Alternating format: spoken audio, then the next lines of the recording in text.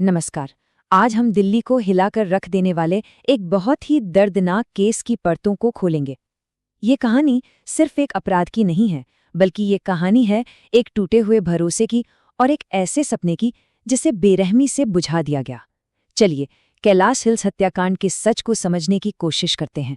सोचिए, अदालत के कटघरे में खड़ा एक 19 साल का लड़का और उसके मुंह से निकले ये शब्द, मुझसे अपराध हो गया, गलती हो गई। पर क्या ये सच में सिर्फ एक पल की गलती थी, या फिर इसके पीछे कोई सोची समझी ठंडे दिमाग से की गई साजिश थी? मामला है दक्षिण दिल्ली के एक पॉश इलाके का, एक ऐसा इलाका जिसे काफी शांत और सुरक्षित माना जाता है। यहाँ एक परिवार रहता था जो अपनी बेटी के सुनहरे भविष्य के सपने देख रहा था। लेकिन एक शाम जब वो लोग घर लौटे, तो उनके सामने जो मंजर था, उसने उनकी पूरी दुनिया ही उलट-पुलट कर रख दी। वो लड़की, वो महज 22 साल की थी, आईआईटी से ग्रेजुएट, जो देश की सेवा करने का सपना देख रही थी और सिविल सर्विसेज की तैयारी में जुटी थी। ये सिर्फ एक इंसान की मौत नहीं थी, ये एक पूरे भविष्य का, एक पूरे सपने का अंत था। तो अब बात करते हैं उस शख्स की जिस पर यह संगीन इल्जाम है। नाम है राहुल मीणा। और जानते हैं सबसे ज्यादा चौंकाने वाली बात क्या है? वो कोई अजनबी नहीं था। वो एक ऐसा चेहरा था जिसे वो परिवार बहुत अच्छी तरह से जानता था। और यही बात इस पूरे क्राइम को और भी ज्यादा खौफनाक बना देती है। सिर्फ 19 साल। जरा सोचिए, ये वो उम्र होती है जब ज्यादातर युवा अपने करियर और भविष्य के सपने बुन रहे होते हैं। लेकिन इस केस में ये उम्र एक ऐसी क्रूरता से जुड़ी है जो हमें ये सोचने पर मजबूर कर देती है कि आखिर आखिर ऐसा क्या हुआ होगा। राहुल मीणा उस परिवार का पूर्व घरेलू सहायक था। मतलब उसे घर के बारे में सब कुछ पता था। घर का नक्शा, परिवार की दिनचर्या, कौन कब आता है, कब जाता है, क्या कमजोरियां हैं, सब कुछ। ये भरोसे की आड़ में छिपा एक ऐसा खतरा था जिसे वो परिवार शायद पहचान ही नहीं पाया। और यहीं पर एक बहुत ही अजीब विरोधाभास देखने को मिलता है। एक तरफ अदालत में वो कहता है कि गलती हो गई, लेकिन दूसरी तरफ पुलिस की पूछताछ में बताया गया कि उसके चेहरे पर पछतावे का कोई निशान तक नहीं था। तो सवाल उठता है, कौन सा चेहरा असली है? तो चलिए, अब उस भयानक दिन के घटनाक्रम को समझने की कोशिश करते हैं। जैसा कि पुलिस ने अपनी जांच में परत दर परत खोला है, हर एक मिनट कीमती था और हर गुजरता पल इस कहानी को और भी ज्यादा तकलीफदेह बना रहा था। ये टाइमलाइन एक बहुत ही खतरनाक इरादे की तरफ इशारा करती है। देखिए, मंगलवार की रात को वो राजस्थान के अलवर में एक और अपराध को अंजाम देता है और फिर अगली सुबह दिल्ली पहुंच जाता है। सीसीटीवी फुटेज ने उसकी हर एक हरकत को कैद कर लिया था।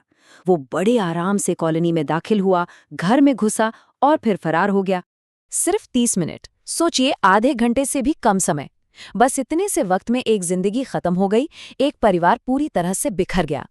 ये वक्त हमें बताता है कि तबाही मचाने के लिए बहुत ज्यादा समय की जरूरत नहीं होती। पुलिस की जांच के मुताबिक वो सीधे उस स्टडी रूम में गया, क्योंकि उसे पता था कि सुबह के वक्त लड़की वहीं पढ़ाई कर रही होगी।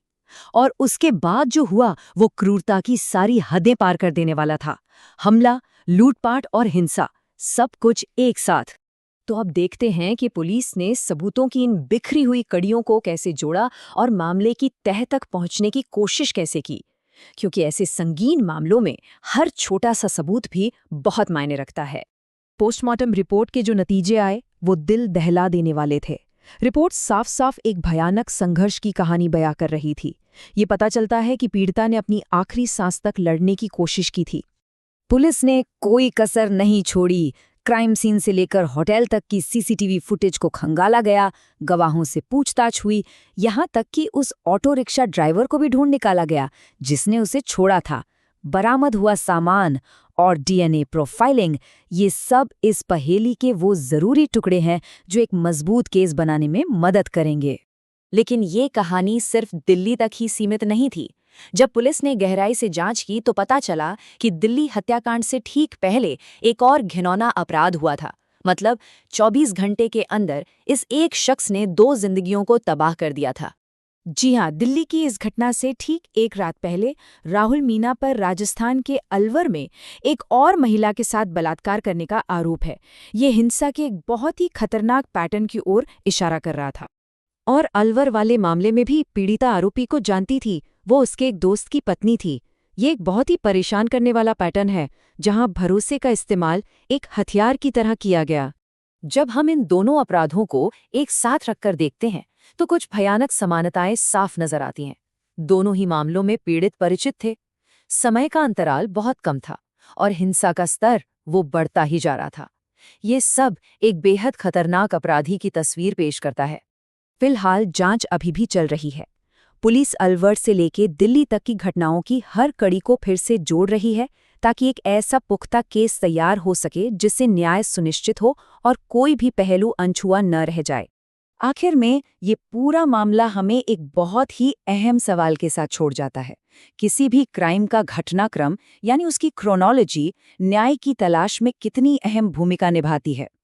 ये केस हमें दिखाता है कि सच्चाई की तह तक पहुंचने के लिए हर छोटी से छोटी डिटेल क्यों मायने रखती है।